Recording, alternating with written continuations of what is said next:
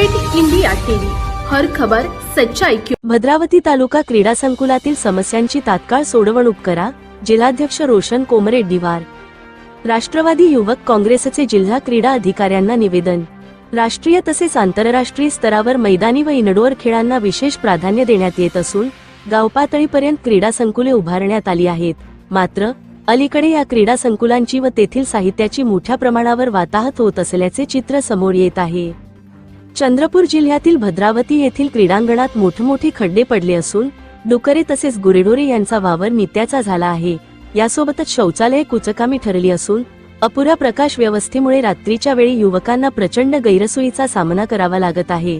तद्वतच या ठिकाणी रात्री बेरात्री असामाजिक तत्वांचा वावर वाढल्याने खेळाडूंच्या सुरक्षिततेचा प्रश्न निर्माण झाला आहे।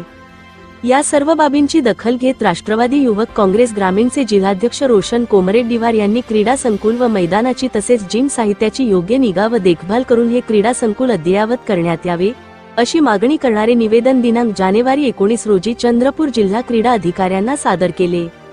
याची संलग्नित प्रत क्रीडा व युवक कल्याण विभागाचे कॅबिनेट मंत्री गिरीश महाजन यांनाही देण्यात आली असून येथील समस्या तात्काळ सोडवून स्थानिक खेळाडूंना दिलासा देण्याची मागणी करण्यात आली आहे।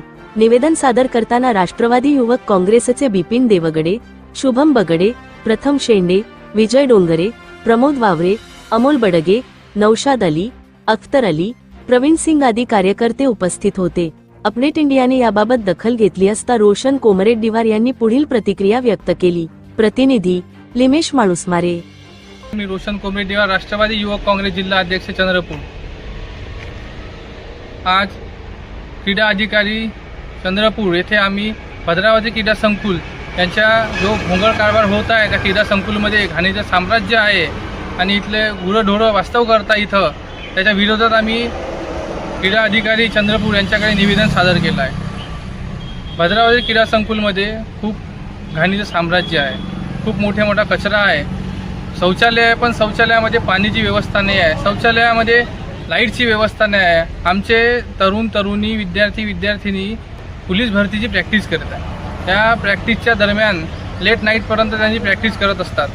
आपल्या जीवाच्या आकांत्याने आपण कुठेतरी पोलीस भरतीमध्ये यश मिळावं याकरिता त्यांची प्रॅक्टिस करत असतात आणि त्या प्रॅक्टिस करीत असताना त्या तिथं लाईटची व्यवस्था नसल्याकरतानी त्यांना त्या अंधारामध्ये प्रॅक्टिस करावी लागत आहे आणि त्या रनिंगचा ट्रॅक त्यांचा इतका खराब आहे की चालण्याचं देखील त्रास होत आहे, पण त्यांनी विद्यार्थीनी तो त्रास सहन करून रनिंग करत आहे त्या ह्याच्यावरती आणि त्या रनिंग ट्रॅकवरती आपल्या गोट्यानी डोकं वर काढलं आहे आणि तो गोट्याचा त्रास कमी व्हावा त्याकरिता विद्यार्थीनी स्वतः आपल्या हातात पावडे टिकास घेऊन ते गोटे आपले साफ करत आहे।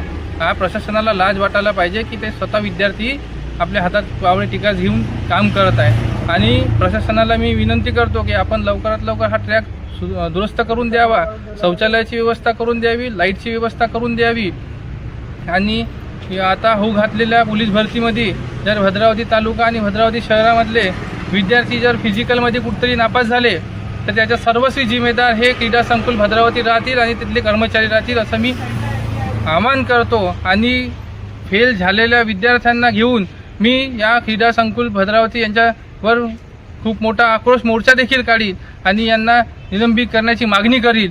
धन्यवाद। एवढंच बोल।